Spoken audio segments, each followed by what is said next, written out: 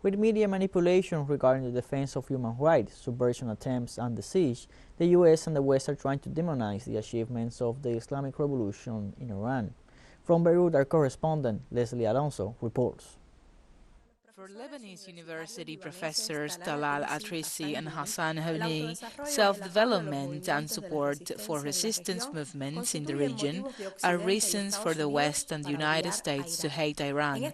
In this sense, they considered as double-edged sword the media's treatment of human rights by imperialism to distort the achievements of the Islamic Revolution. Iran is making great achievement in the midst of internal stability and widespread support for the negotiating delegation for the nuclear program.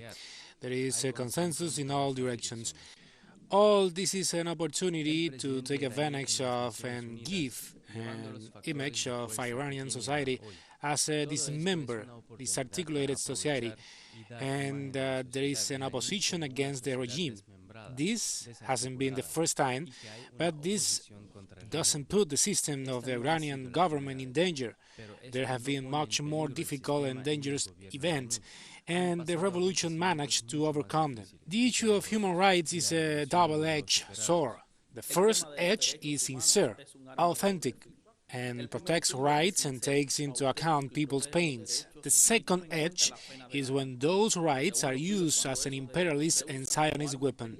In the wake of the recent riots and protests against the Islamic Revolution following the death of young Mahsa Amini, researchers emphasized the role of the media in misleading, misrepresenting the news and blaming Tehran without waiting for the outcome of any investigation. The Western media that are misleading the public opinion use any topic of freedom of the press or democracy for political purposes. In the case of the death of Mrs. Amini in Iran, they judged before knowing the results of the investigation, despite the fact that senior Iranian leaders have said that they are investigating the case. The media should take into account what Imam Khomeini himself said: whoever imposes the jihad by force or for visit, in the same way is considered an enemy of the revolution, because Imam Khomeini said that this is a matter of conviction and cannot be achieved by force. According to specialists, the construction of an independent country of social, cultural, security and military development at all levels implies confrontation with the instruments of Western control. First, we must start from a basic idea, and that is that the standard model for this region is not the West. The paradigm of social traditions, women, relationships, and family are not from the West. If we start from this point, we do understand that in Iran there are different customs. In India there are different customs, and in China the same.